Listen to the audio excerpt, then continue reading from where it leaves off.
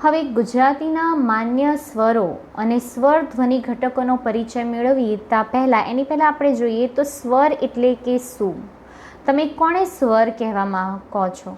હવે પહેલાં હું તમને થોડી ચર્ચા કરી લઉં. આપણે અગાઉના વિડીયોની અંદર એટલે કે ઉચ્ચારણ પ્રક્રિયામાં ભજવતા વાગ અવયવોની અંદર ઉચ્ચારણ પ્રક્રિયાની અંદર કયા કયા અવયવ એટલે કે ભાષા શ્વાસોશ્વાસની પ્રક્રિયા સાથે જોડાયેલી પ્રક્રિયા છે. જે શ્વાસ તમે અંદર બહાર લો છો અને જ્યારે મુખ વિવરની અંદર પડજીભની અંદર એ હવા અથડાય છે અને એ હવાના ઘર્ષણના સાથે જે ધ્વનિ સંકેતોનું ઉચ્ચારણ થાય છે તે આપણા બધા વ્યંજનો છે. હવે એમાં સ્વર એટલે કે શું? તો સ્વર કોને કહેવાય? એટલે કે ગળાની અંદર સ્વર યંત્ર આપેલું હોય છે, એટલે કે સ્વર પેટી. જ્યારે ઉચ્ચારણ પ્રક્રિયાની અંદર આપણે વાગ અવયવોની ચર્ચા કરતા હતા ત્યારે આપણે સ્વર પેટીની વાત કરી હતી. એટલે કે સ્વર યંત્ર. તમે હાલ પણ જ્યારે બોલો ત્યારે તમે અહીંયા ગળા ઉપર હાથ રાખી અને તમે જ્યારે બોલશો, જેને આપણે હેડિયું કહીએ છીએ, જેને અમુક જણ અહીંયા બહારની સાઈડ ઉપસેલું હોય, એટલે કે સ્વર એટલે કે ગળાની અંદર જે સ્વર યંત્ર આવેલું છે એ સ્વર યંત્રમાંથી હવા ઘસાઈને પસાર થાય છે અને હવા કશે અવરોધાતી નથી. એટલે કે હવા ઘર્ષણ વગર પસાર થઈ જાય છે અને એના કારણે જે ધ્વનિનું ઉચ્ચારણ થાય છે તે ધ્વનિને સ્વર કહેવામાં આવે છે.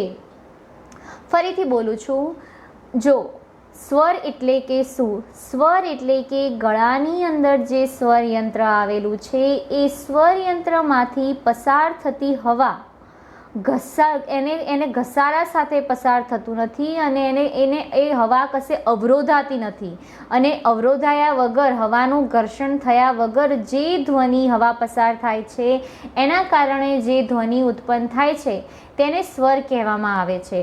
હવે ગુજરાતીની અંદર જેટલા બી વ્યંજનોનું ઉચ્ચારણ થાય છે, વ્યંજન એટલે કે શું? એટલે કે જે વ્યંજનોના સાથે સ્વરનું જોડાણ થયેલું હોય તેને વ્યંજન કહેવામાં આવે છે. ધારો કે કની અંદર અ સ્વર જોડાયેલો છે, કા તો એની અંદર આ સ્વર જોડાયેલો છે, કી તો એની અંદર હર્ષ દીર્ઘ કી અને કુ એટલે એની અંદર ઉ સ્વર જોડાયેલો છે, એને વ્યંજન કહેવામાં આવે. અને સ્વર એટલે કે જ્યારે ગળાની અંદર સ્વર યંત્ર આવેલું છે અને જ્યારે શ્વાસોશ્વાસની પ્રક્રિયામાંથી હવા જ્યારે બહાર નીકળે છે ત્યારે હવાને ઘર્ષણ થતું નથી અને ઘસાયા વગર હવા બહાર નીકળી શકે છે અને કશે અવરોધ, કોઈ પણ સ્થાને એનો અવરોધ થતો નથી અને એના કારણે જે ધ્વનિ ઉત્પન્ન થાય છે તેને સ્વર ધ્વનિ ઘટકો કહેવામાં આવે છે. હવે જોઈએ તો ઉચ્ચારણ પ્રક્રિયાની અંદર ફેફસામાંથી શ્વાસોશ્વાસમાંથી હવા બહાર નીકળે છે, બરાબર. એ શ્વાસનળીની અંદર સ્વરપેટી અને સ્વરપેટીની અંદર ત્રિકોણ આકારની રબરની પટ્ટી જેવી જે નાદતંત્રીઓ આવેલી છે, જે કાર્ટિલેજ નામના સ્નાયુની બનેલી છે, એ નાદતંત્રીઓ પર હવા એ પોતાની ધરી ઉપર કંપન અનુભવે છે અને એમાંથી પસાર થતી હવા, જે હવા પડજીભને, કંઠને, દાંતને, તાળવાને, કઠોળ તાળવાને એને ઉચ્ચારણ થાય છે, એના કારણે વ્યંજનોનું ઉચ્ચારણ થાય છે, બરાબર. પણ જ્યારે સ્વરનું ઉચ્ચારણ ક્યારે થાય છે? કે જ્યારે ગળામાં જે સ્વરયંત્ર આપેલું છે અને એના કારણે હવાને કશે ઘર્ષણ થતું નથી, હવા કશે અવરોધાતી નથી અને જે હવા અને જે ધ્વનિ ઉત્પન્ન થાય છે એને સ્વર ધ્વનિ કહેવામાં આવે છે, એને સ્વર કહેવામાં આવે છે. એટલે કે એનો મતલબ એ નથી કે હવા કશે અવરોધાય નહીં તો ધ્વનિ ઉત્પન્ન ના થાય. કેમ કે ભાષાની અંદર જે ભાષાના વ્યંજનો કઈ રીતે ઉત્પન્ન થાય છે? જ્યારે હવા કોઈ જગ્યાએ અવરોધાય અથવા તો તે પોતાનું આવર્તન ના લે અને હવા કશે ઘસાઈને પસાર થાય કોઈ પણ મુખવિવરના અંગને અને એના કારણે ધ્વનિનું ઉત્પન્ન થાય છે. પણ એનો મતલબ એ નથી કે ધ્વનિનું ઉત્પન્ન થતું નથી. હા, ગુજરાતીના જે 8 અર્થભેદક સ્વરો છે, અ, આ, ઈ, ઉ, એ, ઓ અને અ, આ 8 સ્વરોના ઉચ્ચારણ વખતે જીભની સ્થિતિની અંદર ફેરફાર થાય છે અને જીભની સ્થિતિ મધ્ય, ઉચ્ચે અને નીચી અને આગળના ભાગને, પાછળના ભાગને, એટલે જીભનો પાછળનો ભાગ પાછળના તાળવાને અડે છે, જીભનો આગળનો ભાગ આગળના તાળવાને અડે છે અને એમાં પણ ઉચ્ચારણ સમયની અંદર જીભનો આગળનો ભાગ ઊંચો રહે છે, મધ્યમાં રહે છે અને નીચેમાં રહે છે. એટલે કે હવાના ઘર્ષણ વગર, હવાના અવરોધાયા વગર સ્વરનું ઉચ્ચારણ થાય છે.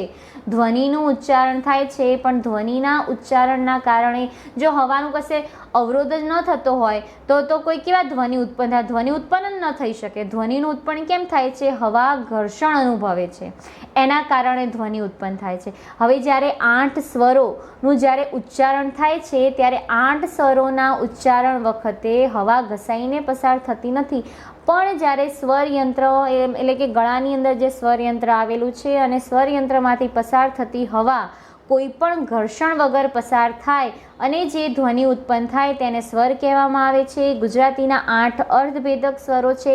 આ 8 સ્વરોના ઉચ્ચારણ વખતે હવા કશે ઘસાતી નથી, હવા કશે અવરોધાતી નથી, પણ એનો મતલબ એ નથી કે જીભની સ્થિતિની અંદર ફેરફાર થતો નથી. જો જીભની સ્થિતિની અંદર ફેરફાર ન થાય તો ધ્વનિ સંકેતોનું ઉચ્ચારણ ના થાય, પણ આ 8 સ્વરોના ઉચ્ચારણ વખતે જીભની સ્થિતિની અંદર ફેરફાર થાય છે. હવે આ 8 સ્વરોના ઉચ્ચારણ વખતે જીભની સ્થિતિની અંદર કેવા ફેરફાર થાય છે તેના વિશેની ચર્ચા કરીએ. હવે આ જે 8 સ્વરો છે, બરાબર, સ્વર એટલે કે શું?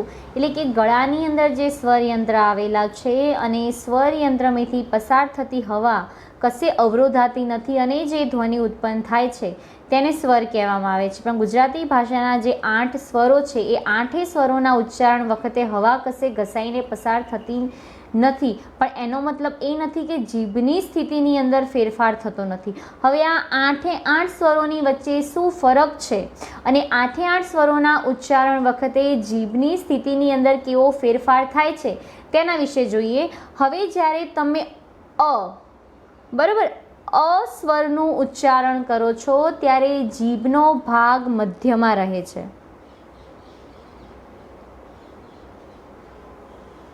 બરાબર. છે ને, સ્વરનું ઉચ્ચારણ કરો ત્યારે જીભનો ભાગ મધ્યની અંદર રહે છે. જ્યારે તમે સ્વરનું ઉચ્ચારણ કરો છો ત્યારે જીભનો આગળનો ભાગ એ તાળવાના આગળના ભાગે, એટલે કે જીભની સ્થિતિ કેવી હોય છે? ઊંચી, બરાબર.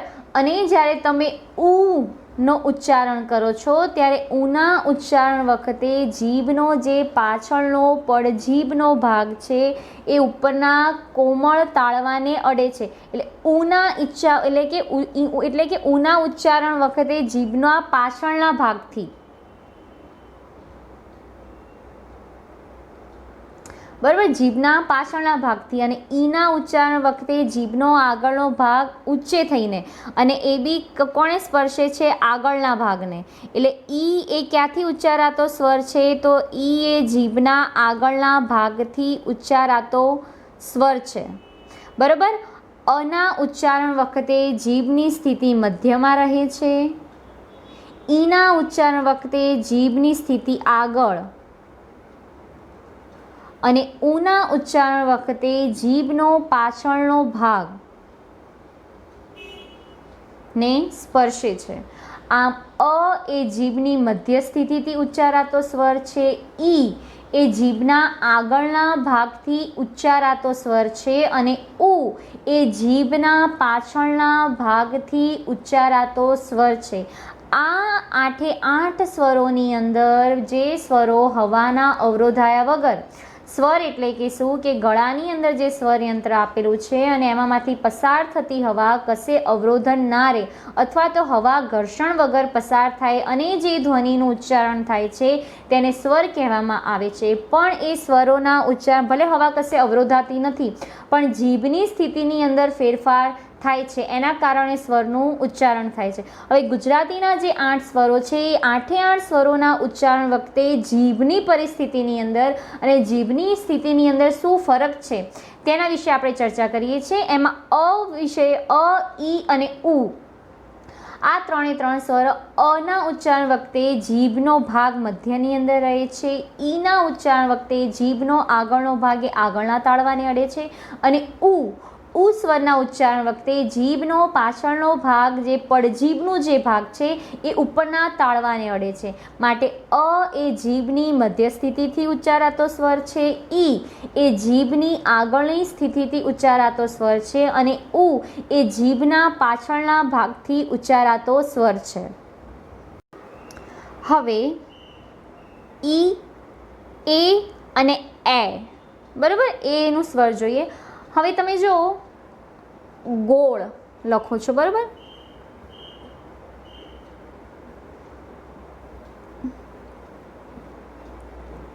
ગોળ, ગોળ અને ગોળ,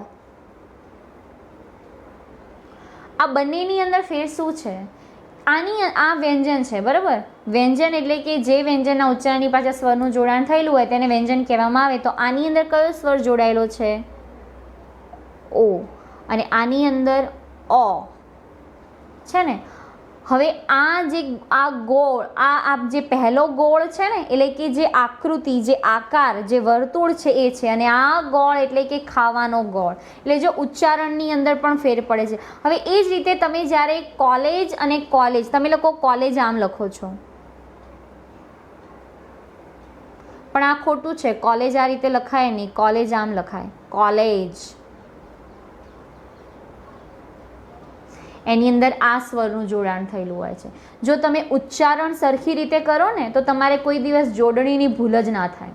પણ આપણું પહેલાં શું છે, આપણું ઉચ્ચારણ જ સ્પષ્ટ નથી. તમારું ઉચ્ચારણ સ્પષ્ટ હોય તો તમારે કોઈ દિવસ જોડણીની ભૂલ થતી નથી. હવે એની અંદર આપણે ઈ, એ અને એ ત્રણેયના ઉચ્ચારણ વખતે જોઈએ તો જો આ ત્રણેયનું ઉચ્ચારણ જીભના આગળના ભાગથી ઉચ્ચારાતા આ ત્રણ સ્વરો છે, બરાબર. અ, ઈ, ઉ એ ત્રણેયના ઉચ્ચારણ વખતે આપણે જીભની સ્થિતિ જોઈએ તો અના ઉચ્ચારણ વખતે જીભની સ્થિતિ મધ્યમાં રહે છે. ઈના ઉચ્ચારણ વખતે જીભનો આગળનો ભાગ એટલે જીભની સ્થિતિ આગળના તાળવાને અડે છે, એટલે એની સ્થિતિ ઊંચી રહે છે. અને ઉના ઉચ્ચારણ વખતે જીભનો પાછળનો ભાગ એ તાળવાના પાછળના ભાગને એટલે કે પડજીભને અડે છે. હવે આ ત્રણેય સ્વરો એટલે કે આ ત્રણેય સ્વરો જીભના આગળના ભાગથી ઉચ્ચારાતા સ્વરો છે. પણ આ ત્રણેયના ઉચ્ચારણ વખતે જીભનો આગળનો ભાગ ઊંચો, મધ્ય અને નિમ્ન એ ત્રણેય રીતે ફેરફાર કરે છે. હવે જ્યારે તમે ઈનું ઉચ્ચારણ કરો છો ત્યારે જીભનો આગળનો ભાગ તાળવાના આગળના ભાગને અડે છે, માટે ઈ એ જીભની સ્થિતિ કેવી રહે છે? ઊંચી. અને એનું ઉચ્ચારણ કરો છો ત્યારે જીભનો આગળનો ભાગ મધ્યમાં રહે છે. અને એનું ઉચ્ચારણ કરો ત્યારે જીભનો આગળનો ભાગ નિમ્ન રહે છે, એટલે કે નીચેના ભાગને સ્પર્શે છે. આમ ઈ એ જીભના આગળના ભાગથી ઉચ્ચારાતો સ્વર છે. એ જીભના આગળના મધ્ય ભાગથી ઉચ્ચારાતો સ્વર છે. અને એ જીભના આગળના નીચેના ભાગથી ઉચ્ચારાતો સ્વર છે. એટલે આ ત્રણેય સ્વરોના ઉચ્ચારણ વખતે જીભ આગળના ભાગને જડે છે, પણ આગળના ભાગની અંદર જીભની સ્થિતિ ઊંચી, મધ્ય અને નિમ્ન એમ ત્રણેય પ્રકારે રહે છે. હવે આપણે ઉ, ઓ અને અ આ ત્રણેય સ્વરોનું ઉચ્ચારણ જોઈએ. તો ઉનું ઉચ્ચારણ ક્યારે થાય છે કે ઉના ઉચ્ચારણ વખતે જીભનો પાછળનો ભાગ એ પાછળના તાળવાના એટલે પડજીભના ઉપરના ભાગને અડે છે, માટે ઉ એ જીભના પાછળના ભાગથી એટલે કે ઊંચી જીભની સ્થિતિ, જીભનો પાછળનો ભાગ કેવો રહે છે? ઊંચો. એટલે કે ઉ એ જીભના પાછળના ભાગથી ઉચ્ચારાતો સ્વર છે. જ્યારે ઓના ઉચ્ચારણ વખતે જીભનો પાછળનો ભાગ મધ્યમાં રહે છે. અને અના ઉચ્ચારણ વખતે જીભનો પાછળનો ભાગ તાળવાના નીચેના ભાગને અડે છે, એટલે કે જીભની સ્થિતિ કેવી હોય છે? નિમ્ન. આમ ઉ, ઓ અને આ ત્રણ જીભના પાછળના ભાગથી ઉચ્ચારાતા સ્વરો છે. અને આ ત્રણેય સ્વરોના ઉચ્ચારણ વખતે જીભનો ભાગ ઊંચો, મધ્યમ અને નિમ્ન રહે છે. હવે અ અને આ સ્વર જોઈએ. હવે જ્યારે તમે અ સ્વરનું ઉચ્ચારણ કરો છો ત્યારે જીભની સ્થિતિની અંદર કંઈ ફેરફાર થતો નથી. અ અને આ બંને સ્વરોનું તમે ઉચ્ચારણ કરો ત્યારે જીભની સ્થિતિ તમને એવી જ લાગે, પણ ના, આ બંને સ્વરોના ઉચ્ચારણ વખતે જીભની સ્થિતિની અંદર થોડો ઘણો અંતર થાય છે. તમે જ્યારે અ સ્વરનું ઉચ્ચારણ કરો છો ત્યારે જીભ મધ્યની અંદર રહે છે, જીભની સ્થિતિ વચ્ચે જ એટલે કે મધ્યના ભાગની અંદર રહે છે અને જ્યારે તમે આ સ્વરનું ઉચ્ચારણ કરો છો ત્યારે આ સ્વરના ઉચ્ચારણ વખતે જીભનો મધ્યનો ભાગ એ નીચેના તાળવાને અડે છે, એટલે માટે અના ઉચ્ચારણ વખતે જીભ મધ્યમાં રહે છે અને આના ઉચ્ચારણ વખતે જીભનો મધ્યનો ભાગ એ નીચેના તાળવાને સ્પર્શે છે. બરાબર. આમ ગુજરાતી ભાષાના 8 માન્ય સ્વરો અને એ 8 સ્વરોના ઉચ્ચારણ વખતે જીભની સ્થિતિની અંદર શું ફેરફાર થાય છે તેના વિશેનો એક કોષ્ટક છે, એ કોઠા દ્વારા આપણે આને બરોબર સમજી લઈએ. હવે આપણે જે ગુજરાતી ભાષાના જે 8 માન્ય સ્વરો છે એ 8 સ્વરોના ઉચ્ચારણ વખતે જીભનો ભાગ એટલે કે જીભની સ્થિતિની અંદર કેવો ભાગ રહે છે તેના વિશેની આપણે ચર્ચા કરીએ.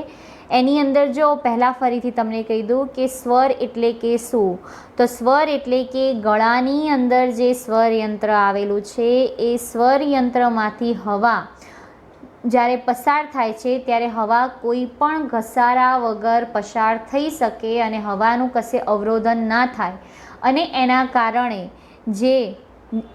એના કારણે જે ઉચ્ચારણ થાય છે તેને સ્વર કહેવામાં આવે છે. હવે ગુજરાતીની અંદર 8 માન્ય સ્વરો હતા. બરાબર.